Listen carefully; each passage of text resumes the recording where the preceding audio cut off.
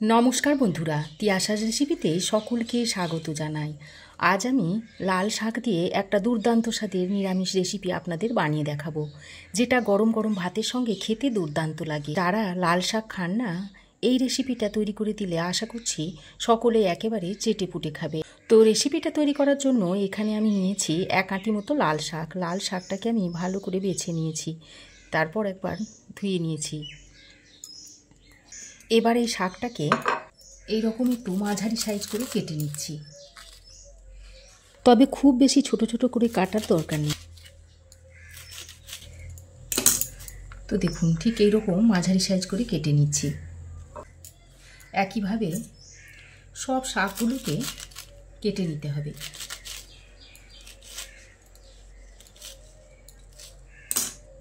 তো দেখুন, সব শাকগুলো আমার কাটা হয়ে গেছে। এবার আমি একটা পাত্রের মধ্যে তুলে নিচ্ছি। তারপর এই শাকগুলোকে আরও একবার ভালো করে ধুয়ে নিতে হবে। শাকের মধ্যে পচা পাতা, পোকা পাতা সব কিছু থাকে, তাই শাকগুলোকে কাটার আগে একবার যেমন ধুয়ে নিতে হয়, তারপর কাটার পরেও একবার ধুয়ে নিতে হয়। আর এই শাকের মধ্যে আমি কিছু সবজি দেব। দেখুন, এখানে আমি নিয়েছি কুমড়োগুলো এরকম একটু চৌকো করে কেটে নিয়েছি আলু, 2টো মিডিয়াম সাইজের আলুকে এরকম চৌকো করে কেটে নিয়েছি। একটা মাঝারি সাইজের বেগুন আমি এরকম চৌকো করে কেটে নিয়েছি। আর নিয়েছি 4-5টা মতো শিমগুলোকে এরকম একটু ছোট ছোট করে কেটে নিয়েছি। আর লাগবে কিছু বড়ি, আমি এখানে ডালের বড়ি নিয়েছি কয়েকটা। এবার আমি একটা মশলার পেস্ট তৈরি করে নেব। তার জন্য একটা ছোট বাটি নিয়েছি। এবার এই ছোট বাটির মধ্যে দিয়ে দিচ্ছি 1 চামচ মতো গোটা কালো সর্ষে, ওই চামচেরই হাফ চামচ মতো দিয়ে দিচ্ছি গোটা জিরে, দিয়ে দিচ্ছি কয়েক টুকরো আদা, আর দিয়ে দিচ্ছি 2টো কাঁচা পাকা লঙ্কা। সর্ষেটা বাটার পর যাতে তেতো না হয়ে যায়, সেই জন্য আমি অল্প পরিমাণে একটু নুন দিয়ে দিচ্ছি। তারপর এটাকে আমি একটা শিলের মধ্যে নিয়ে নিচ্ছি। এখন অল্প করে জল দিয়ে এগুলোকে একসঙ্গে করে বেটে নিচ্ছি। মশলাটা যেহেতু অল্প পরিমাণে আছে, তাই আমি এটাকে শিলে বেটে নিচ্ছি। আপনারা চাইলে এটাকে মিক্সিতেও বেটে নিতে পারেন। তো দেখুন, সর্ষে, জিরে, কাঁচা লঙ্কা বাটা হয়ে গেছে। এবার এটাকে একটা বাটির মধ্যে তুলে নিয়েছি। এবার রান্নাটা করার জন্য কড়াই গরম করে দিয়ে দিচ্ছি বেশ খানিকটা সর্ষের তেল। তেল ভালোভাবে গরম হয়ে দিয়ে এর মধ্যে বড়িটা ভেজে নেব। তার জন্য বড়িটা দিয়ে দিয়েছি। এবার গ্যাসের ফ্লেমটাকে লো টু মিডিয়ামে করে বড়িগুলোকে ভেজে নিচ্ছি। তো দেখুন, বড়িগুলোকে আমি এরকম লাল লাল করে ভেজে নিয়েছি। এবার একটা পাত্রে তুলে রেখে দিচ্ছি। বড়ি ভেজে তুলে নেওয়ার পর ওই তেলের মধ্যে দিয়ে দিচ্ছি শুকনো লঙ্কা, দিয়ে দিচ্ছি 1 চা চামচ মতো 5 ফোড়ন। এবার ফোড়নটাকে কিছুক্ষণ ভেজে নিয়ে এবার আমি এর মধ্যে কেটে ধুয়ে রাখা আলুগুলো দিয়ে দিচ্ছি।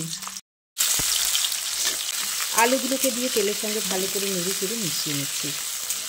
এবার আমি পরিমাণ মতো নুন আর অল্প একটু হলুদের গুঁড়ো দিয়ে আলুটাকে ভালো করে ভেজে নেব। আলুটাকে বেশ কিছুক্ষণ ভেজে নেওয়ার পর এবার আমি এর মধ্যে কেটে রাখা কুমড়োগুলো দিয়ে দিচ্ছি। এবার কুমড়োগুলো দিয়ে আলুর সঙ্গে আরও কিছুক্ষণ ভেজে নেব। তো দেখুন, কুমড়োটা একটু হালকা করে ভেজে নিয়ে এর মধ্যে দিয়ে দিচ্ছি বেগুনটাকে দিয়েও আরও কিছুক্ষণ ভেজে নেব। তো বেগুন ভেজে নেওয়ার পর এবার আমি এর মধ্যে শিমগুলো দিয়ে দিচ্ছি। তারপর শিমগুলো দিয়ে ভালো করে নাড়াচাড়া করে মিশিয়ে নিচ্ছি। তো দেখুন, সব কিছু একসঙ্গে ভালো করে নেড়ে চেড়ে মিশিয়ে নেওয়ার পর যে সর্ষে ও জিরেটা বেটে রেখেছিলাম সেটা এর মধ্যে দিয়ে দিচ্ছি। সর্ষে বাটাটা দিয়ে আবারও সব কিছুকে একসঙ্গে ভালো করে নেড়ে চেড়ে মিশিয়ে নিচ্ছি। সর্ষের বাটিতে সামান্য পরিমাণে জল দিয়ে দিচ্ছি। তারপর আবারও ভালো করে নেড়ে চেড়ে মিশিয়ে নিচ্ছি। তো দেখুন, খুব ভালোভাবে নেড়ে চেড়ে মিশিয়ে নিয়েছি। এবার গ্যাসের ফ্লেমটাকে লোতে করে একটা ঢাকনা লাগিয়ে 4-5 মিনিট মতো রান্না করে নেব। তো দেখুন, লো টু মিডিয়াম ফ্লেমে 4-5 মিনিট আমি রান্না করে নিয়েছি। আর দেখুন সবজি অনেকটা নরম হয়ে এসেছে, আর দেখুন বেশ খানিকটা জলও ছেড়ে দিয়েছে। এবার এই পর্যায়ে আমি কেটে রাখা শাকগুলো দিয়ে দিচ্ছি। শাকগুলো দেওয়ার পর আরও অল্প পরিমাণে একটু নুন আর একটু হলুদের গুঁড়ো দিয়ে দিচ্ছি। তারপর শাকটাকে সবজির সঙ্গে ভালো করে নেড়েচেড়ে মিশিয়ে দিচ্ছি। এই শাকটা দেওয়ার কারণে এর মধ্যে থেকে আরও কিছুটা জল বেরোবে, সেই জলেই কিন্তু শাকটা রান্না হয়ে যাবে। আমি এক্সট্রা কোনো জল ব্যবহার করব না। তো দেখুন শাকটাকে সবজির সঙ্গে ভালো করে নেড়েচেড়ে মিশিয়ে নিয়ে এবার একটা ঢাকনা লাগিয়ে 5-6 মিনিট রান্না করে নেব। তো দেখুন ঢাকা দিয়ে আমি 5-6 মিনিট রান্না করে নিয়েছি। আর দেখুন শাক থেকে বেশ অনেকটা পরিমাণে জল বেরিয়েছে, আর সবজিও ভালোভাবে সেদ্ধ হয়ে গেছে দেখুন। এবার আমি এই পর্যায়ে ভেজে রাখা বড়িগুলো দিয়ে দিচ্ছি, আর স্বাদের ব্যালেন্সের জন্য একটু চিনি দিয়ে দিচ্ছি। আর লাল শাকে একটু চিনি না দিলে খেতে ভালো লাগে না। এবার বড়ি আর চিনিটা দিয়ে সব কিছুকে একসঙ্গে ভালো করে নেড়েচেড়ে মিশিয়ে নিচ্ছি। তারপর আবারও 2 মিনিট মতো ঢাকা দিয়ে রেখে দিচ্ছি, যাতে বড়িগুলো সফট হয়ে আসে।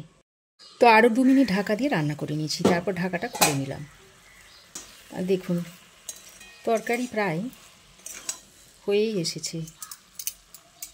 এবার আমি এখানে 1/2 চামচ মতো ময়দা জলের মধ্যে গুলে নিয়েছি। এবার এই গুলে নেওয়া ময়দাটা এর মধ্যে দিয়ে দিচ্ছি, যাতে নামানোর পর জল বেরিয়ে না আসে। সেই জন্য এই ময়দার গোলাটা দিলে একটু মাখো মাখো আর একটু আঠা আঠা টাইপের হবে। তো দেখুন ময়দার গোলাটা দিয়ে ভালো করে নেড়েচেড়ে মিশিয়ে নিলে লাল শাকের নিরামিষ রেসিপিটা সার্ভ করার জন্য একেবারেই রেডি হয়ে গেছে। তো এই লাল শাকটা এখন সার্ভ করে দেখাচ্ছি। তো এটা এখন আপনারা গরম গরম ভাতের সঙ্গে অনায়াসেই খেতে পারবেন। তো লাল শাকের রেসিপিটা এইভাবে একবার বানিয়ে খাওয়ার অনুরোধ রইল। আশা করছি আপনাদেরও ভালো লাগবে। তো রেসিপি কেমন লাগলো অবশ্যই একটা কমেন্ট করে জানাবেন। ভালো লাগলে একটা লাইক ও শেয়ার করবেন। পাশে থাকা বেল আইকনটাও অবশ্যই প্রেস করে দেবেন। আর আমার চ্যানেলে যদি নতুন হয়ে থাকেন তো প্লিজ চ্যানেলটাকে সাবস্ক্রাইব করার অনুরোধ রইল। আজ এ পর্যন্তই। আবার দেখা হবে নতুন কোনো রেসিপি নিয়ে নেক্সট এপিসোডে। সে পর্যন্ত ভালো থাকবেন, সুস্থ থাকবেন। ধন্যবাদ।